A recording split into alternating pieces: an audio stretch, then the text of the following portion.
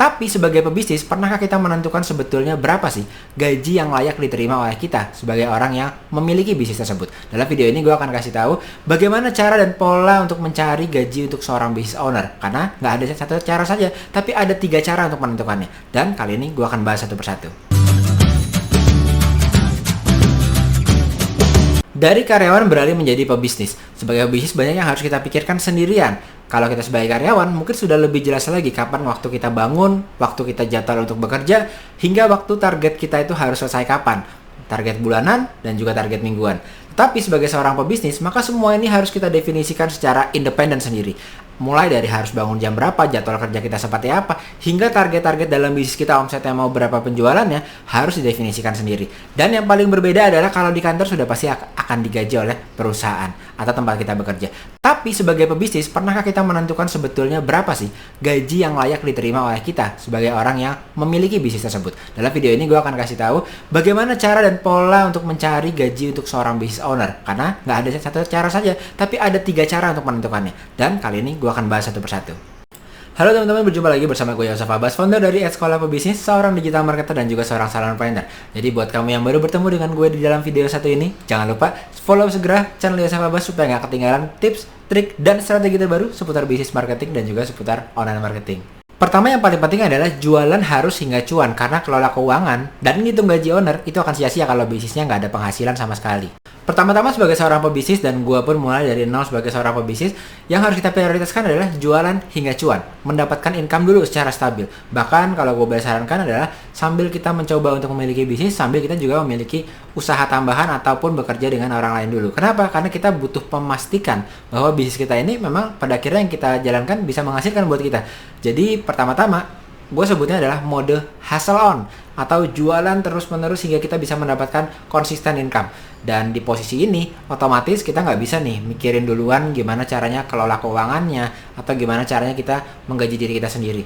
Karena biasanya di tahap awal ini untung aja belum gitu ya, jualan ini belum ada hasilnya yang stabil, otomatis kita nggak bisa mikirin cara ngelola uangnya. Uang aja nggak ada ya, uang untung aja belum, kita nggak bisa mengelola keuangannya. Jadi oleh karena itu yang pertama-tama harus dilakukan kalau baru memulai bisnis adalah hustle on. Tapi jangan lupa, banyak yang sudah memulai bisnis dan sudah terlihat keuangannya ini meningkat dan masih mencampur keuangannya, contohnya antara uang yang untuk bisnis dengan uang yang personal. Saat bisnis sudah mulai menghasilkan, mulai perhatikan hal-hal tersebut, terutama mengenai penggajian untuk business owner-nya sendiri. Jadi nggak salah untuk memulai sebuah bisnis karena impian untuk mencapai kebebasan waktu dan kebebasan finansial, time and financial freedom. Tapi untuk mencapainya kita juga perlu merencanakan gaji kita ini sebagai seorang business owner ini harusnya berapa dan bagaimana cara menghitungnya.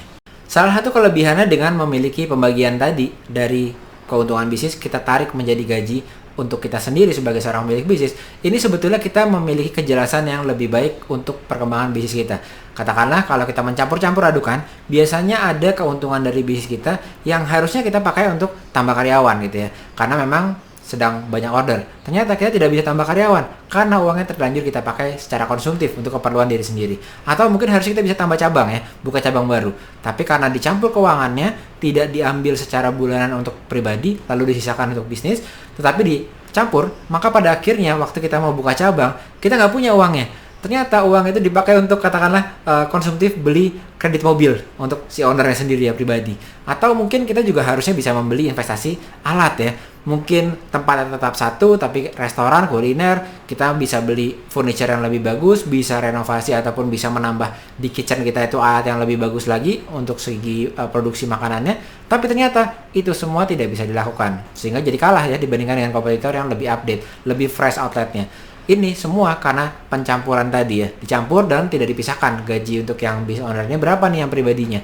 Dan akhirnya itu semua membuat business owner-nya ini ketinggalan dibandingkan kompetitor lainnya. Jadi penting sekali buat kita para pebisnis yang sudah hustle on di awal-awal, itu kita lanjutkan, yaitu kita lanjutkan dengan membagi yang buat personalnya kita komitnya berapa, lalu sisanya ini buat perkembangan bisnis kita. Karena bisnis selalu dinamis, selalu berubah. Jadi kita punya budget untuk investasi interior kita gitu ya, atau kita iklannya bisa kita naikkan lagi di saat-saat momen penjualan memang sedang naik seperti di Ramadan ataupun di akhir tahun seperti itu. Tapi sebelum masuk ke perhitungan angkanya berapa, perlu ditekankan dulu ya satu ini nih. Kecukupan setiap orang itu memang beda-beda ya. Bahkan tiap daerah aja ibaratnya UMR-nya aja beda-beda ya. Jadi karena itu otomatis kebutuhan konsumsinya per daerah juga beda-beda. Jadi artinya mungkin ada buat seseorang ini yang 3 juta per bulan itu sudah cukup ya. Mungkin dia daerahnya di katakanlah daerah yang di luar dari kota-kota besar. Atau mungkin ada yang di kota besar tapi dia 5 juta sudah cukup. Ada yang mungkin di kota besar tapi 2 juta sudah cukup. Ada yang mungkin bahkan ada seseorang yang 100 juta pun dia nggak cukup gitu ya. Jadi artinya kecukupan setiap orang ini berbeda-beda. Langkah yang pertama atau tahap yang pertama adalah coba cek pola hidup kamu. Cek kebutuhan pokok kamu dan berapa biaya hidup layak versi kamu. Di tahap ini biasanya saya akan mencoba untuk membreakdown beberapa kategori-kategori pengeluaran. Jadi mulai dari yang berapa biaya makanan, minuman, lalu angsuran kita kalau sudah ada angsurannya, atau juga biaya untuk telepon, listrik, paket internet gitu ya.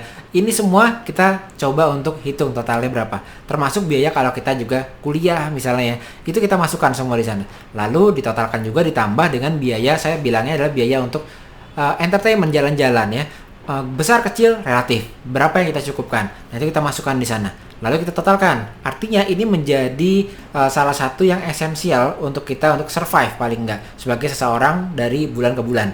Nah, dipastikan ini menjadi biaya dasar yang harus dibayarkan oleh bisnis kita. Setelah itu langkah kedua adalah cek keuangan bisnis saat ini. Jadi yang dicek itu apa? Yang dicek adalah apakah mampu menggaji kita sepenuhnya. Mulai dari cek dulu omset bisnis kamu. Jadi antara tahapan yang pertama dengan tahapan yang kedua, ini harus saling check and recheck.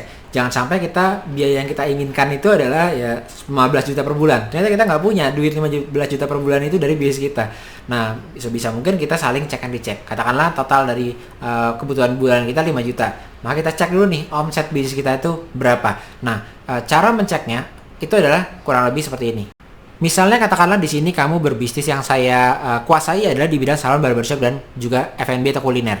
Jadi katakanlah ya di dunia kuliner. Biasanya marginnya itu ya sekitar 25% sampai 50% yang sehat ya.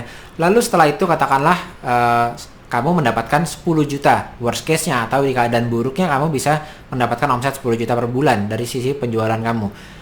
Rata-rata 15 juta ya, karena ada hari yang lebih bagus, ada hari yang lebih buruk, 15 juta. Maka dengan kamu hitung kebutuhan kamu 5 juta, ini masih bisa kita ambil dari 15 juta tersebut artinya.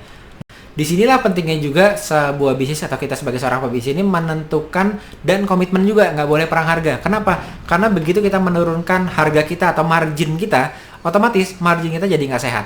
Saat kita untungnya 40 juta gitu ya, mungkin dari omsetnya itu 40 juta, profitnya ini nggak nyampe 10 juta, bisa jadi hanya 5 juta ya. Jadi kenapa? Karena kita bener-bener mepet marginnya gitu. Jadi penjualannya kelihatannya tinggi tapi marginnya sangat kecil buat kita sendiri. Akhirnya nggak jadi kita punya uang atau margin yang cukup juga kita buat sebagai gaji dari business owner.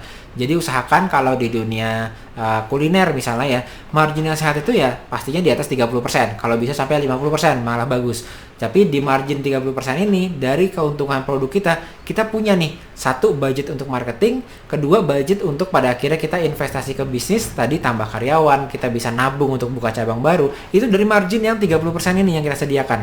Termasuk untuk menggaji kita juga per bulannya. Jadi pastikan bisnis kita tuh punya margin yang cukup, paling nggak 30% ke atas. Inilah sebabnya penting punya margin yang sehat dan tidak banting-bantingan harga. Mungkin pertanyaannya banyak dari kita nih yang baru merintis bisnis, lalu masih naik turun omset ataupun salesnya. Dan bagaimana caranya kita menentukan gaji untuk business owner sendiri? Kalau kita sudah tentukan satu bulan, katakanlah gaji business owner itu 5 juta, berarti kan artinya sudah fix ya, minimal ada 5 juta omset, bisnisnya sudah lumayan stabil. Kalau belum stabil bagaimana? Nah biasanya kita bisa mengambil persentase dari omset, terutama kalau teman-teman atau kamu mungkin yang masih merintis bisnis. Contohnya, kalau misalnya omsetnya lagi naik, maka kita ambil persentase dari kenaikan omset tadi. Kalau omsetnya lagi turun, maka kita ambil juga nih persentase dari yang omset yang sedang turun ini. Jadi biasanya range-nya antara 5% sampai 10 atau 15%. Nah, misalnya kalau saat ini kita jualan, ternyata jualannya laku sekitar 7 juta, maka 5% dari 7 juta itu kita ambil buat business owner. Kalau omsetnya ternyata di Ramadan lagi naik sampai 30 juta, maka 5% dari 30 juta itu diambil buat si pemilik bisnisnya. Tentunya nanti dari 5% ini kalau kita omsetnya lagi tinggi ya 30 juta, kan lumayan besar. Maka kita bisa tuh sebagian kita sebagai business owner, oke, saya nggak ambil sendiri tapi saya investasikan lagi ke bisnisnya sendiri. Nah, karena berbeda-beda keadaan para pemilik bisnis ini atau business owner ini, maka biasanya ada 3 skema gaji untuk para pemilik, yaitu pertama adalah gaji tetap, kedua adalah gaji komisi, dan ketiga ini adalah campuran atau gaji hybrid. Seperti gue bilang tadi, kalau kita masih merintis bisnisnya, maka kita bisa pakai gaji tipenya dari ketiga-tiga tadi itu adalah gaji yang skema komisi. Saat bisnisnya kita lagi naik omsetnya, maka kita ngambilnya itu adalah persentase dari omset kita. Tadi 5-15%. Nah, begitu bisnis kita sudah mulai reguler menghasilkan, kita udah punya prediksi nih, oh, bisnis saya per bulannya kalau naiknya kurang lebih ini kan potensinya tidak terbatas. Tapi kalau misalnya turun, biasanya penurunannya omsetnya ini seturun-turunnya itu sekitar 15 juta, misalnya seperti itu ya. Maka kita bisa punya prediksi gaji tetap buat kita para business owner. Nah, di level ini saat itu sudah punya omset yang stabil, saran saya adalah dikombinasikan hybrid. Jadi artinya apa? Kalau kita di keadaan rendahnya ini 15 juta misalnya ya rata-rata, maka kita bisa ambil 5 juta buat diri saya sendiri, plus katakanlah sekitar 2-5% untuk insentif kita. Jadi kalau kita omsetnya tinggi, kita dapat juga nih 2-5% dari omset naiknya itu. Jadi kita sebagai pemilik bisnis termotivasi juga untuk ngejar sales yang tinggi. Jadi ada fixnya 5 juta plus insentif kalau kita mendapatkan sales yang tinggi. Lalu kalau kita sudah bisnisnya lebih berkembang lagi, itu bisa juga kita yang menggunakan sistem fix dua-duanya. Jadi fix untuk dividen kayak perusahaan yang sudah cukup besar gitu ya, maka dia ada dividen. Dividennya diambil dari sahamnya dia. Plus si ownernya ini digaji berdasarkan job desk-nya dia. Jadi ada 2 pembagiannya biasanya ya. Kan ini kalau sudah mulai cukup besar. Jadi artinya sebagai pemilik bisnisnya dia dapat share-nya atau dividennya, tetapi sebagai dia yang bekerja di dalam bisnisnya juga, entah itu sebagai marketingnya, sebagai produksinya kalau dia produksi sendiri, dia juga dibayar berdasarkan porsi pekerjaan yang dia handle atau dia tangani dalam bisnis tersebut.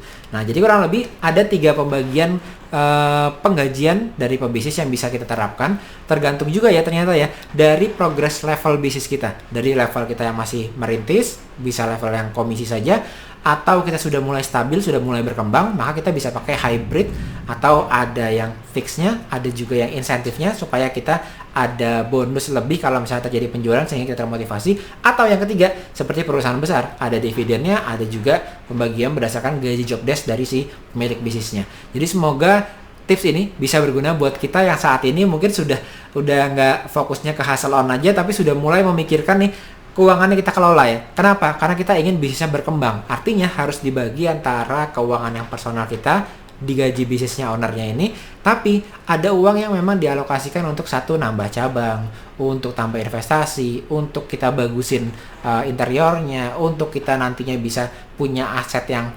inventory kita yang lebih bagus lagi, mesin-mesinnya gitu ya. Ini itu dicapai dengan pertama kita membagi dulu nih. Kita menjadi salah satu dari ketiga pembagian dari gaji business owner itu. Semoga tips ini bisa berguna buat lo, dan sampai jumpa lagi di video-video selanjutnya bersama gue Yosef Abbas, founder dari Sekolah Bisnis. And don't forget to elevate your mindset and start your success journey today. Gue Yosef, sampai jumpa di video selanjutnya. Dadah!